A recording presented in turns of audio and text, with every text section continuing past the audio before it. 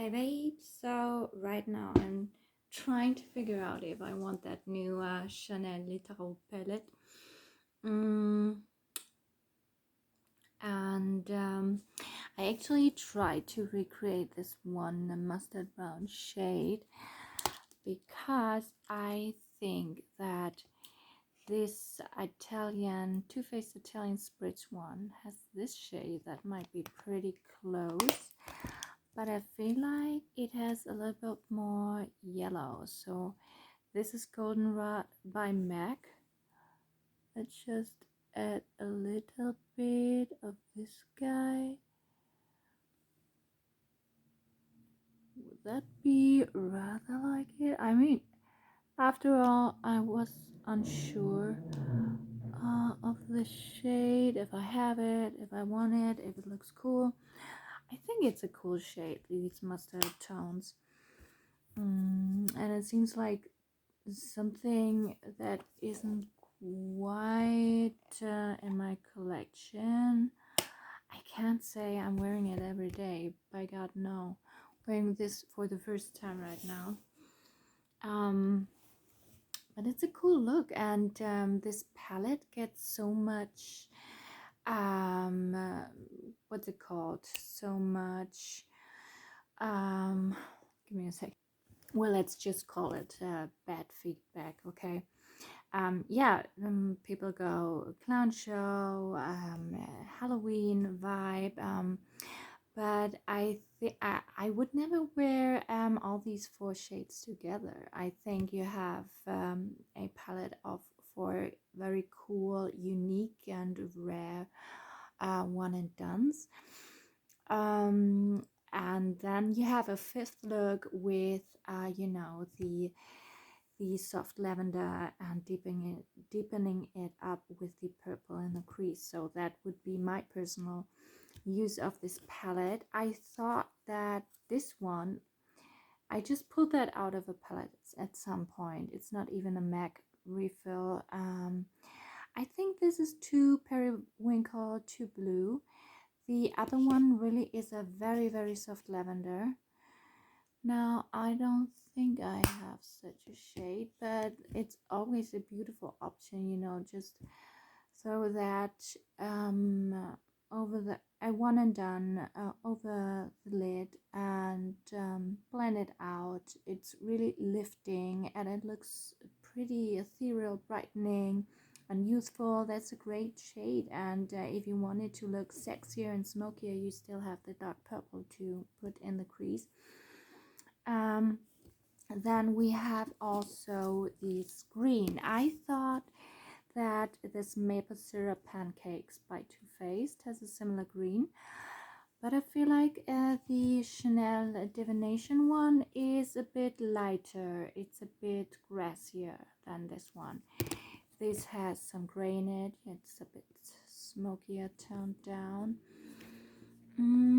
So these are really shades that I don't have in my collection. I'm not 100% sure about this light lavender shade, but at any rate, this is the one shade in the quad that I could really get well use out of, because it's always a pretty look.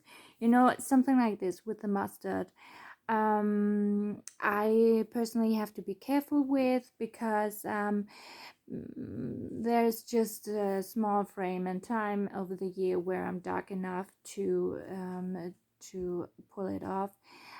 Even now, it's actually not quite enough. Did not go on vacation yet. Yeah, but it's a cool look. And if you're medium and darker, that's a no-brainer, right? It's a really nice shade.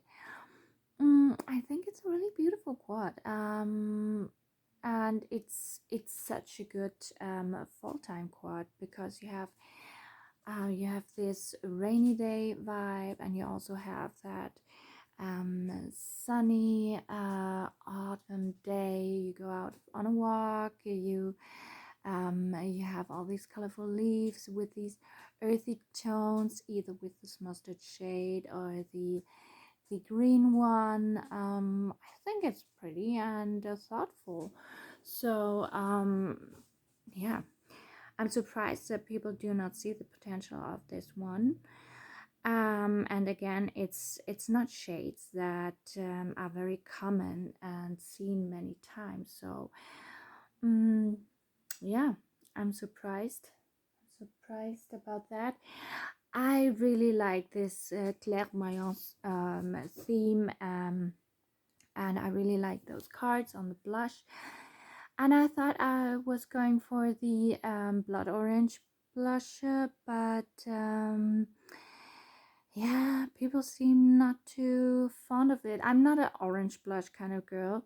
I thought it's a bit more muted, but it seems it's it's a special kind of orange. I find I still feel a little drawn to it. And I think it was pretty on other people, but the feedback was that they didn't quite like it. I'm so sorry that I'm not quoting who I was watching it. Sorry, I will write it in my description box. She reviewed both blushes, and I thought she looked really pretty in that orange shade too. So I don't know about that. But they're not exclusive to the Chanel website. So if you're patient, you can get them a little cheaper. And yeah, I mean, it's nothing that screams my name that I have to run out and get, but it's still cute. And again, I like the Le Tarot topic here. Let me grab my orange blush. So this was such a beautiful fall collection. It's the Equinox in beige et corail 797, but it looked like this, so completely different vibe. Such beautiful blushes, because this sounds weird, but in my opinion they have some gray to it. There's some smokiness to it, and this creates such a beautiful shadow.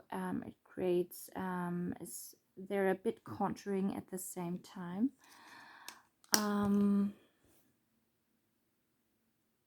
Yeah, it's quite orange. It's quite orange, but it's cute. I should demo it tomorrow in a short and make up my mind. I mean, honestly, I even have a backup of both of these Equinox blushes. I do. Yeah.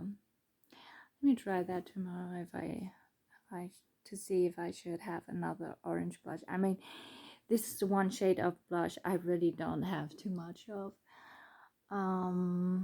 Yeah, it's there was the peach in the what's it called, Jardin Imaginaire, that had quite a lot of red in it, so it's not really an orange. Yeah, not sure if I'll get these, but I almost think I will. And this is just my feedback to the collection. Will I get it? And yeah, usually I don't comment these things, but yeah, again, to me it's not only a circus quad. I think they did well. Even though this does not look perfect on me right now, because I'm just too light, too pink, and you need some warmth to look really good in these mustard shades, I find. All right, thank you for watching and have a nice evening. Bye.